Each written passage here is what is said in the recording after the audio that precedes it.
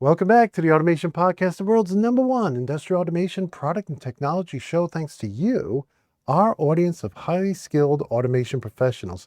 Thank you for being a member of our audience, and thank you for tuning back in this week. And this week on the show, we have a new company, ICP DAS USA. They have a great line of Modbus to other protocol converters. They have Modbus IO. They have their own line of PLCs, PACs, and HMIs. It's just a lot of interesting stuff. I think you guys will really enjoy this episode. But before we get to that, I do want to thank ICP DAS USA for sponsoring this episode so we can bring it to you completely ad-free. If you're ever talking to somebody over there, please let them know that we really appreciate them supporting our show by sponsoring this episode. And with that said, let's go ahead and get in this week's episode with ICP DAS USA and learn all about their product line. Maria and Robert, thank you for coming on the Automation Podcast. I'm excited to learn about these products we're going to talk about today. I know you guys do a lot of different things, but before we get into your company and your products, would you guys mind introducing yourself to our audience? And we'll start with Maria. Tell the audience who you are, what you do, and then we'll hear from Robert. Shawn, thanks for having us on the show. I'm Maria Santella, sales manager here at ICP DAS USA, and I bring 15 years of experience in the industrial automation industry with a strong focus on specifying equipment for control and monitoring systems, sales engineering, sales management, digital marketing, and project management. I have a degree in computer science, lead our sales engineering operations across North and South America, head our web development team, and play a key role in the integration and strategic direction of our digital marketing initiatives. And I also have Robert Murao here with me. Hi, I'm Robert. I'm the engineering manager here at ICP DAS USA. I've been with the company for over 15 years, and I've been in the industry for probably close to 25 years. Started off like with distribution, but now working for a manufacturer. We manufacture many of the products which Maria will go over. We specialize in data acquisition and data communication along with control devices. I'll just pass to Maria to go over our presentation now. So I'm going to give a presentation on Modbus RTU and Modbus TCP in industrial IIoT. It's going to include an introduction to Modbus RTU and Modbus TCP protocols, data acquisition, gateways, data communication, PLCs, programmable controllers, wireless equipment, and SCADA software. The Industrial Internet of Things, IIoT, links field devices, sensors, and instruments to the internet, allowing for data collection and sharing with other systems for monitoring and control. Measurement data from the field, like temperature, pressure, flow, tank level, and machine status, is gathered from field devices. Alerts get sent while conditions are outside desirable conditions and allow for implementation of control actions like the starting and stopping of equipment, adjusting set points, and logging alarm data. IIoT is enabled across many industries, including manufacturing, energy, water treatment, building automation, and oil and gas industries for improving efficiency and operations.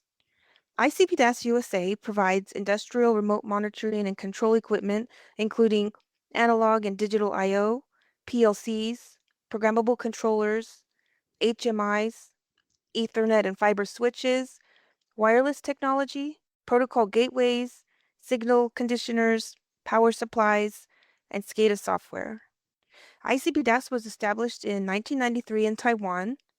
ICP DAS USA was launched in 2001 and supports the North and South American markets. We have a large R&D team with over 100 engineers that we work closely with to support our customers. We have a knowledgeable team and are committed to providing excellent, fast service. We provide application consultation and specify products for your applications. Orders typically ship within 7 to 10 days from Houston, Texas. We provide free technical support. Our manufacturing is ISO 9001 certified. We provide a 1-year warranty. Most of our equipment has fire retardant plastic or metal housings, operate in very high or very low temperatures. Our equipment's low DC voltage and low power consumption. We provide free Easy Data Logger software for control and monitoring on a Windows-based PC with most of our data acquisition equipment. We are OHS compliant, and we're also a Windows embedded partner and provide the 1-year warranty. Modbus is a multi-drop network-based communication protocol based on a master client architecture. It was first released in 1979 by PLC manufacturer Modicon. It travels over serial RS-485 cabling, communicates up to 4,000 feet, which can be extended with a repeater, like our TM7510U. Will that work with just the IPC DAS products, or will that work with really any Modbus products? Any Modbus products or even just serial-based products that Oh, right. communicate over RS-485. So it's like a pure RS-485 extender, so you can get another 4,000 feet, because there's a lot of other products that use 485, and so I was curious about that. So it's a generic RS-45 extender. It doesn't have to be used with your products. That's right. And we do have a patented self-tuner in there that allows for the product to tune itself. And our products generically work with RS-485. So whether you use our products or any third party, as long as they follow standard RS-485, our repeater will work for extending the distance another 4,000 feet. Nice. Modbus RTU communicates over two insulated copper wires that are twisted together, and equipment can be daisy chained. Raw sensors speak millivolts and milliamps. Our M7017Z takes those raw electrical signals and converts them into a standardized language, Modbus RTU. By translating that raw 4 to 20 milliamp data, Modbus RTU M7017Z allows central systems to see water tank levels at water treatment plants, which allow for making intelligent, data-driven, and automated decisions. When tank levels are over maximum limits, text message alerts get sent out and water pumps get shut off. M7017Z is an analog current and voltage input type Modbus RTU-based data acquisition module. So we're taking a 4 to 20 milliamp in, and that's putting it on the Modbus RTU, available for anybody to consume, right? Whether it be maybe a device you have, or could that be consumed by let's say a PLC from another manufacturer who talks Modbus RTU? Could they connect to your sensor? And because a lot of times vendors don't want to put a whole rack of IO out there, they just have one 4 to 20 milliamp or maybe a few. And so could another vendor, a non-ICP DAS vendor, be able to connect to your device via Modbus RTU and read that analog value? Oh, yes, definitely. They would do that with the Modbus register and give Mhm. the M7017Z an address on their network, and Okay. then they could use that to get the data over Modbus RTU. Any vendor, they don't need to use all our equipment. Um, it's often used with other vendors' equipment with no problem. Modbus RTU is generically one of the most popular protocols out there. It's open source, so I'd say 80% of all manufacturers that have PLCs have a way to communicate using Modbus data. And, software platforms like SCADA platforms and LabVIEW also have wide acceptance for Modbus. So the idea behind these is that they can provide additional remote data or local data for connecting to a PLC if the customer, say, needs a few extra channels and doesn't want or doesn't have space on their PLC rack for an extra slot module. So they just use Modbus RTU, connect to one of our modules, and they can extract that data. Yeah, I know there's a lot of small PLCs out there from a number of vendors that have Modbus RTU built in and 485 built in. And I just wanted to be sure because you assume they would all interact, right? But I just want to, because this is the first time I'm seeing this slide, I just wanted to make sure that was the case. So thank you both. Sure. Oh, yeah, definitely. Thank you. So each Modbus message has a structured format, including an address, function code, checksum, and data field. The master device initiates a request and broadcasts it out to all the client devices, and the addressed one responds with the requested data. Modbus RTU supports over 200 devices in one network, with each one having its own unique address. Data is stored in registers for memory, communication, error, read, and write operations. I noticed on the slide too, you also make a USB to Modbus converter. Yes, our TM7561 communicates over RS485, and it supports many different operating systems, including Linux and Windows. And actually, the reason for it is because most PCs nowadays don't have an RS-45 port, Yeah. whereas USB ports are, now more or less a standard COM port type, whereas older PCs had, RS-232 or physical COM ports with Mhm. PCI slots or something. Nowadays, everything's USB, so using a device like the TM7561, you instantly use or gain a plug-and-play RS-45 port on your PC. That's awesome. I'm wondering, and I don't want to steal your thunder, but would I also use that to configure? Is there any configuration I would do via software to set up these devices? Yes, we provide a decon utility software Okay. that allows you a nice user interface for configuring the different parameters like the address, the baud rate, the checksum, and all that, the parity bit. And then some customers they make their own with like Visual Basic and whatnot to do the configuration in some sort of automated fashion. But we also provide configuration services where we'll configure the product for $15 each, so that way when customers receive it, it's ready to install. Yeah, I can see that being helpful for OEMs so they don't have to keep configuring it every time it comes in. Is the main way you configure these devices via that, well, in your case, via that USB converter? I know a lot of us don't have 485 on our desks anymore. So would that be, I mean, I don't see a USB port on the actual IO devices themselves. Not these ones. We have other Okay. ones that have USB ports and other Okay. ones that have Ethernet ports. But yes, this would be the way you would want to, if your PC Okay. doesn't have a USB port, to use a converter. Awesome. Thank you. And what this does is converts the signal to RS-45. Mhm. So it follows standard Modbus communication way of using RS-45 and the ability to daisy chain up to 255 devices. So the way it works is you install the driver and then you'll see the additional COM port in your computer.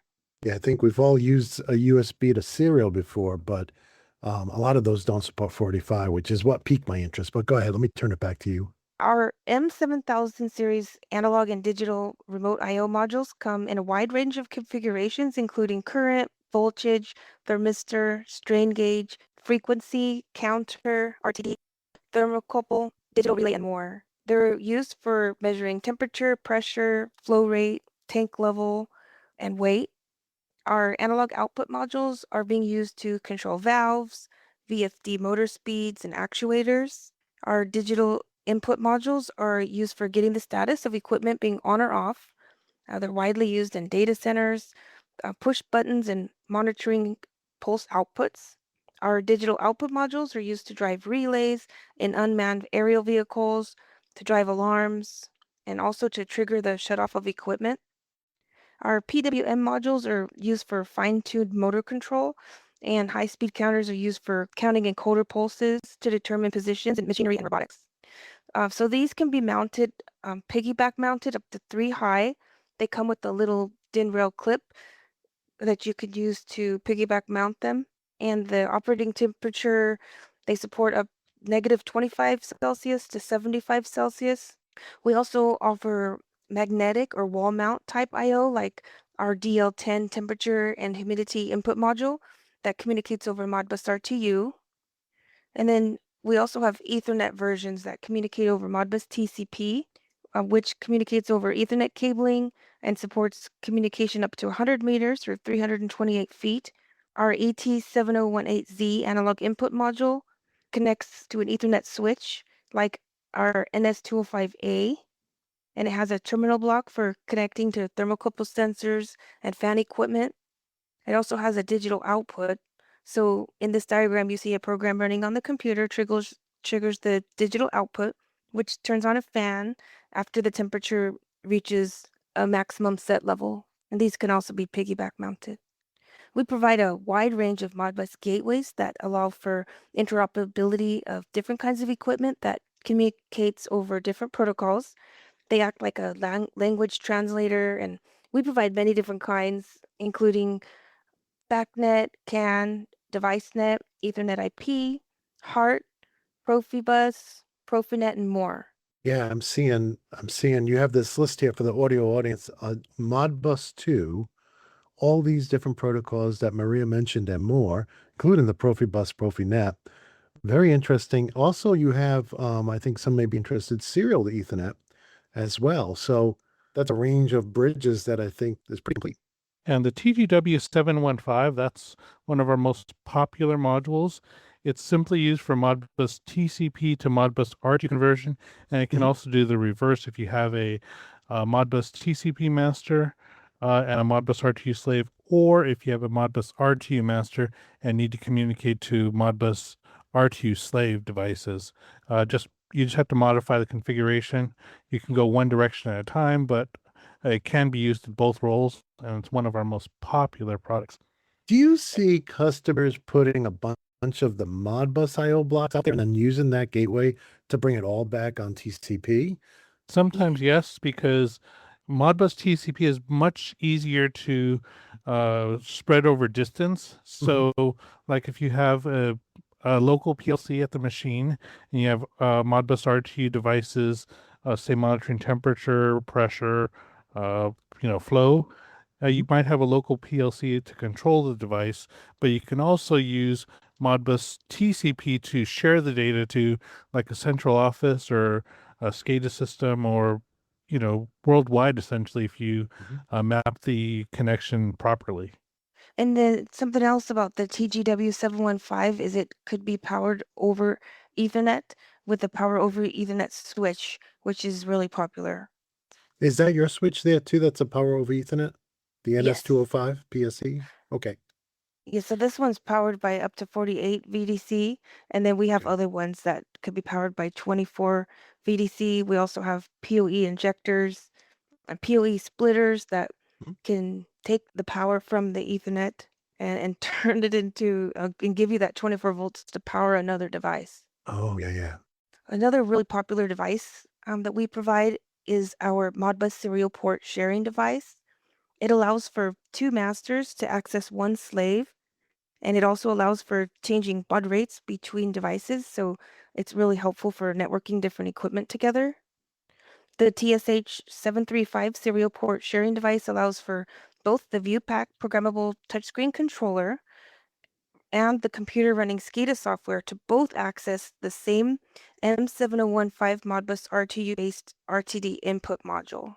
For this module, it's actually a very nice module because one of the main detriments of using Modbus RTU is that you can only have one master traditionally. Yeah. What this allows you to do is have one master that's constantly polling the device, but maybe you have a SCADA system or something that wants it's maybe something like simple like a total occasionally. As long as the SCADA system or secondary master is not polling super fast, then this will work. And what this TSH does is allows the first request to go through and waits for the response. Then it'll buffer the second request until the response comes back Okay. and send that through.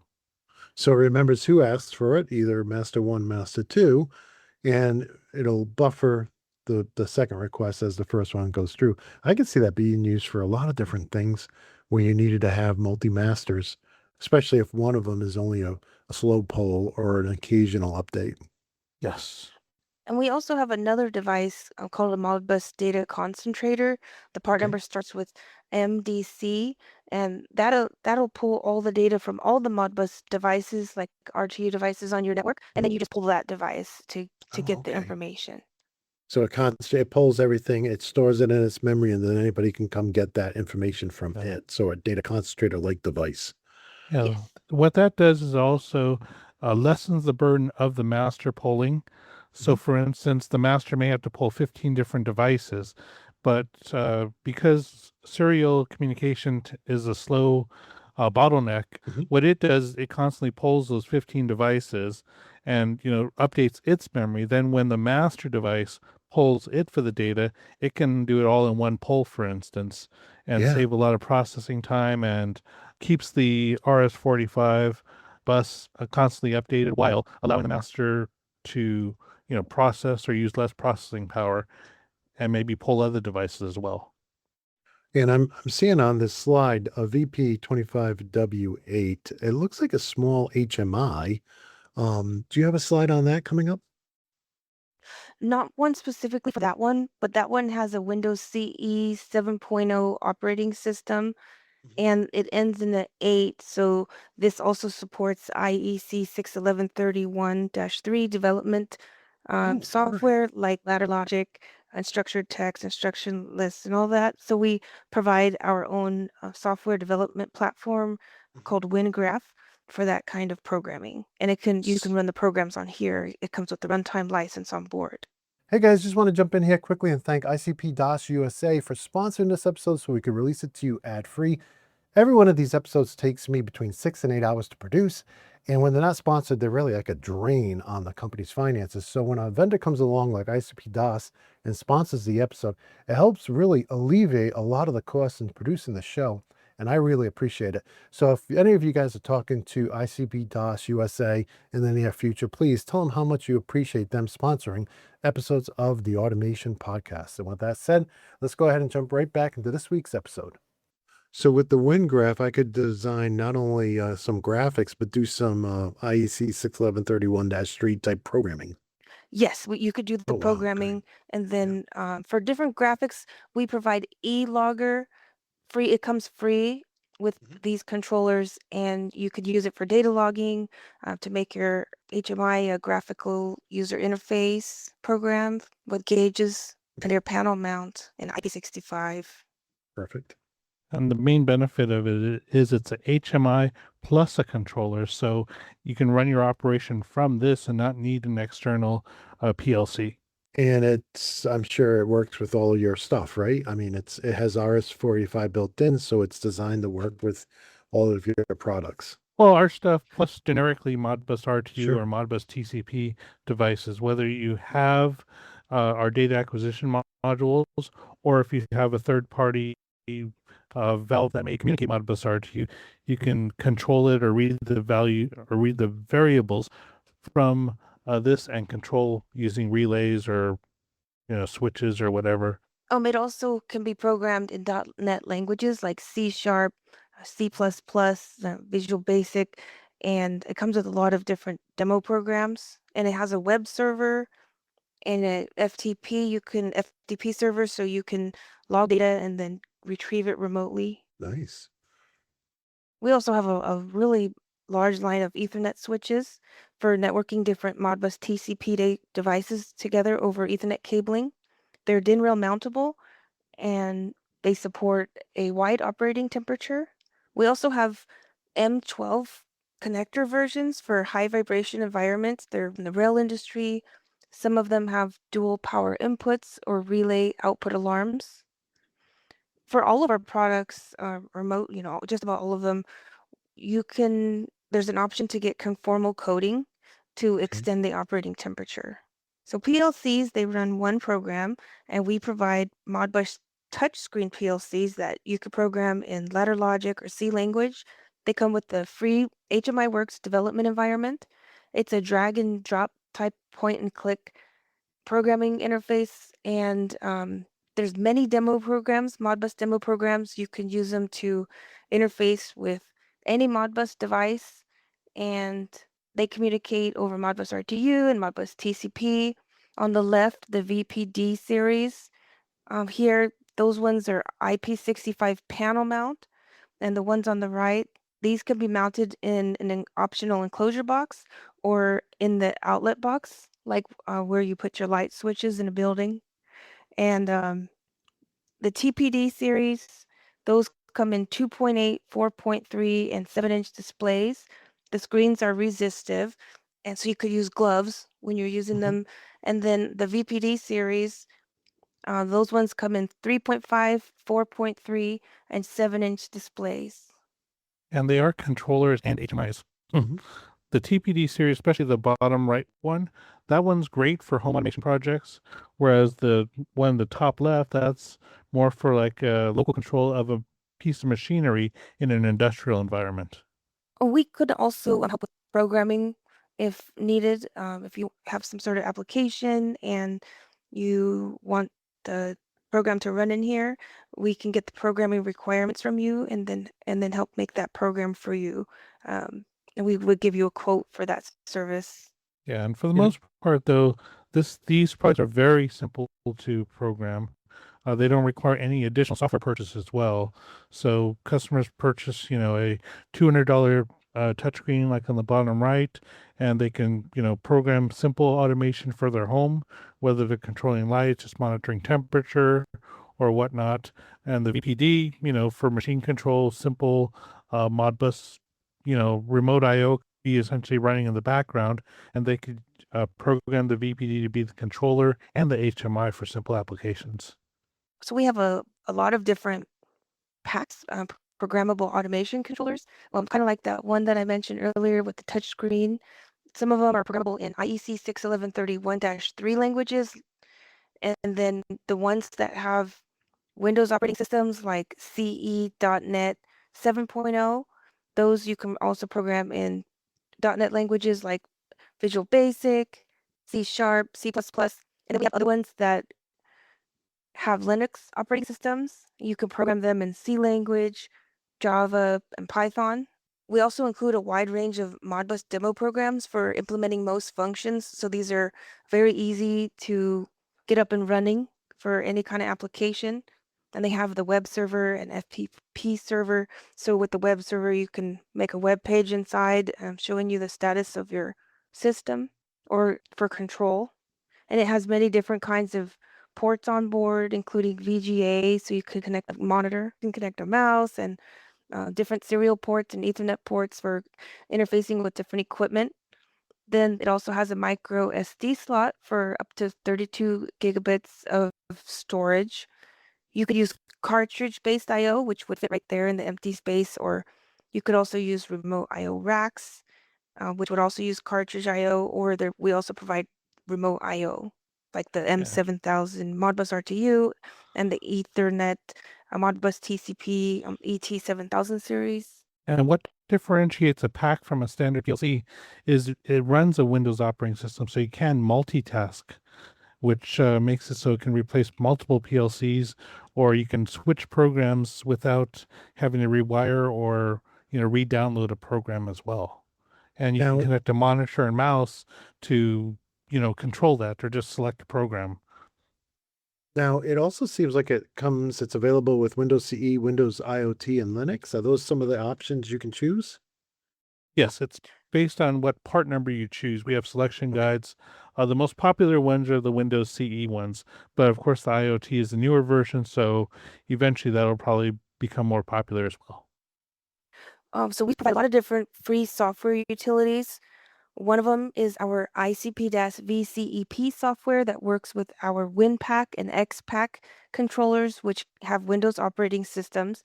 This allows for controlling the device remotely, so you can update your program from a remote location.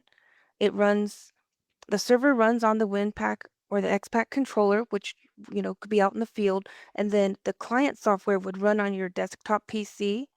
And then it would allow for remote desktop access. Using this software, it saves a lot of field service because you can simply restart the controller or restart a process just using a remote connection, as opposed to having someone drive out to the field or something and or schedule a visit, maybe a week in advance. This way you can just remotely connect, see what's going on, and possibly get it up and running more quickly. So for wireless Modbus RTU data acquisition, our Zigbee I/O is great for that. It communicates up to 700 meters. And if you want to extend that, you could use repeaters, which we also provide. These work with other vendors' devices, like the ZT2571 is a slave device, or the ZT2551 if you want to add Modbus RTU hardwired equipment, and you could use these to provide wireless communication. Otherwise, we have the ZT2000 series data acquisition modules. Those communicate over Modbus RTU, so you could easily add them to your existing Modbus applications, or your PLCs or SCADA software could easily communicate with these. The communication distance can be extended with repeaters and antennas. Also, what's great about this is each end device acts as a repeater. So depending on the layout of your system, you can get that communication distance around, and it's a self-organizing mesh network, so the communication will reroute itself if there's any kind of obstructions or the communication can't get across one particular way. It'll reroute itself through other nodes to get through. With these, the communication distance is based on line of sight. So if there's obstructions, those need to be, greatly mapped around or accounted for. So repeaters work very well in those situations. Whereas if you want to go around a corner, or if there's trees or a mountain in blocking the communication, that can be an issue. But using the repeaters and the nice software utility, which monitors signal strength, can help coordinate this and set it up as well. And they will go through walls, but it really, you would need to test based on your operating environment, but it's in the 2.4 gigahertz band. So it would conflict if you had a whole lot of Wi-Fi networks. Yeah, there's certain frequencies which work best. They're documented in the manual. I don't know the numbers off the top of my head, but there's certain frequencies which we recommend, which are not common for Wi-Fi and RF signals, which would interfere with the Zigbee communication. But again, the utility will help to determine signal strength and can help to determine what frequency might be available. Plus, there's also cell phone apps which can be used to detect what bands are being used in the area, and you can choose your channel that you want to communicate for the Zigbee modules based on what's available from that, based on no interference. And then these are configured with the software utility that we provide. And something great is our technical support. Robert could help walk you through over web meeting if you wanted to help you with configurations. Definitely. So for getting Modbus data over cellular networks, we provide the GTP 541M. It allows for remote data access out in the field, and it allows for connecting back to your SCADA software, connect your field devices back to the SCADA system. And it also has GPS on board, so it's used in a lot of different kind of applications like truck tracking. And it also has I/O on board. It has flash memory. It could be mounted on the DIN rail. It supports extended operating temperatures. It can send text message alarms out based on conditions. And it's not unique to use our equipment with it. You can use any kind of Modbus devices, and you can get those back over the cellular network. You would get a data plan from a cellular provider and then configure that in here. And all of our equipment comes with quick start guides, user manuals, setup utilities, and everything. And we also provide the support in case you have any questions. We could definitely help immediately. Like we have live help available. And you can also send us an email, or we can help you on the live phone or web chat. Aviva Edge SCADA software that we provide, it provides a strategic overview of industrial processes and transforms field data into dashboards, trend graphs, and insights for operational monitoring. Connection to different equipment out in the field, it's done through drivers, and it comes with Modbus TCP drivers, RTU, for connecting to field devices. It also has an extensive driver library, and you can create your own drivers. It also allows for scaling, so you can add many different devices. You can get licenses, and then when you have more devices and want to add more functions, you can upgrade your licenses and add tags. You can also integrate it with cloud and other systems. The platform functions as a watchdog and historical archive, and it can show you the status and overall health of your processes, and it can display different kind of information. It comes with many different demo programs. It's very easy to set up. We have tutorial videos that walk you step by step how to implement all the different features, like using gauges and buttons, creating reports, displaying information. So it allows for many different kind of applications, including data logging. You could make a different sections in your application and show the alarms. There's many different drivers. You can see complex systems in a very easy way. Do you want to add anything, Robert? This software brings everything together. So it does alarm management. So, for instance, you can monitor many different field PLCs in, say, a warehouse or a plant. And throughout the plant, you'll know what machine is maybe running low on something. You can monitor vibration for predictive maintenance. You can monitor production, and you'll know in a central place, and you can do reporting from this software. So when you create the reports, you'll know how many pieces are being produced, what machine is, maybe down, and what alarms are being triggered. But like Maria said, this software is very scalable. So you purchase it based on number of tags. The development license allows you to create projects for, a certain number of tags. But if you need more, you just upgrade that license to the next level, and you can create more projects for that. It allows you to modify the program as needed. If you say add another piece of equipment or something, you just add a few tags. And sometimes you can even just duplicate a module if you have identical machines, where you just change the IP address of the piece of machinery you're talking to, and you can simply add it to the visual representation of your application. I think that's interesting. Aviva Edge SCADA. We've covered a lot of SCADA companies on the show over the years, but very interesting. You guys are using Aviva Edge SCADA. So everybody knows Aviva is a major player out there in the SCADA software industry, obviously. But yeah, interesting that you guys teamed up with them. Okay, it used to be called Indusoft, and Oh, okay. ICP DAS USA helped to branch that out into Asia and many other countries, and widespread, and helped that grow into spread across the globe. And then Aviva purchased Indusoft. So in Indusoft software, we could still sell you that. People buy version 7.0, version 8.0, up to version 20, and then you can upgrade Indusoft to Aviva Edge. And so that's the latest version, is now version 23 with Aviva Edge.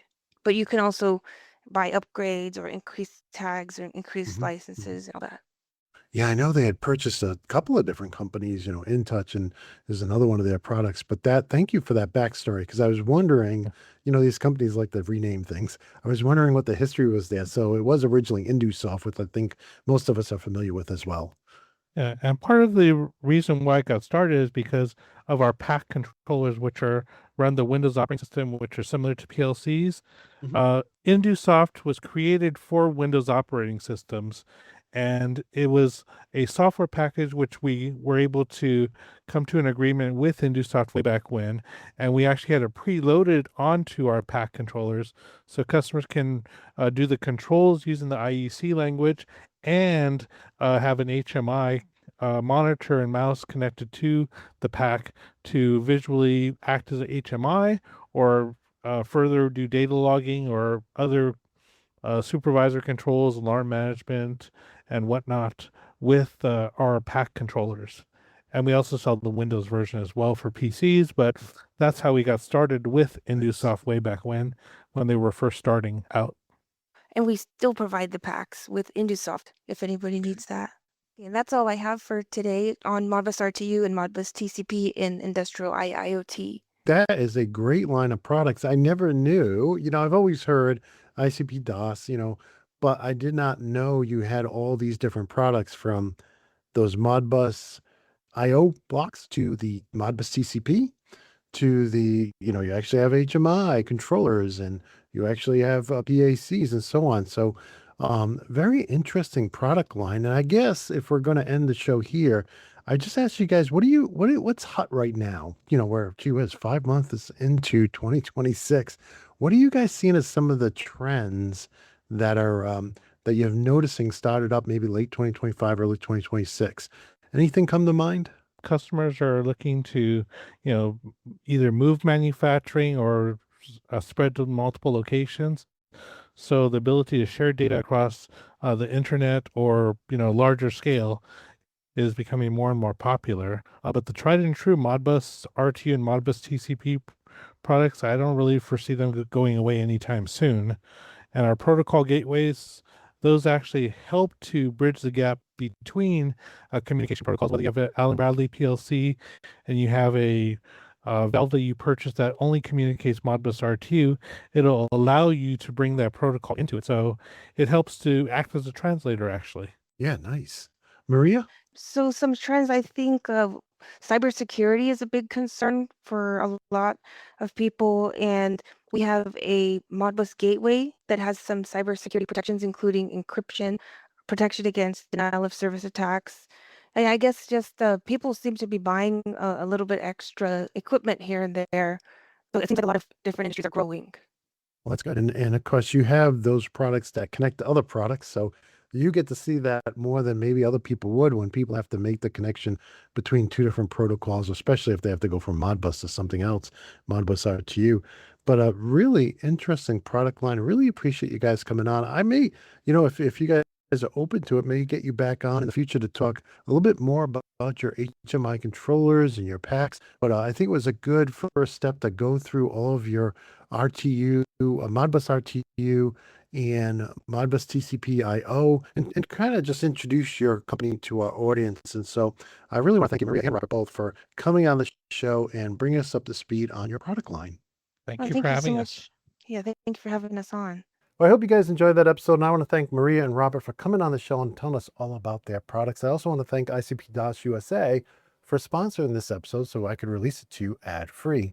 And I really want to thank you guys for tuning in and watching this episode, and really appreciate it if you guys could give me a thumbs up, a like, or a 5-star review if you're listening to the audio edition. I know I don't say it enough, but that really shows vendors that you appreciate the work we're doing here and you really enjoy the show coming out, and try to release it every week. I got some travel coming up, so may not be able to do every week in the next couple of weeks, but I'm going to try. And with that said, I want to wish you all good health and happiness. And until next time, my friends, peace.